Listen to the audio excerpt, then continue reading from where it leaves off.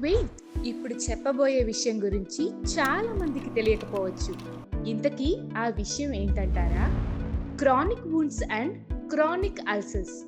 ఏదో కొత్తగా విన్నట్టుంది కదా. చాలా రోజుల వరకు నయం కాని గాయాలను క్రానిక్ వూండ్స్ అంటారు. మరి అలాంటి గాయాలు ఏంటంటారా?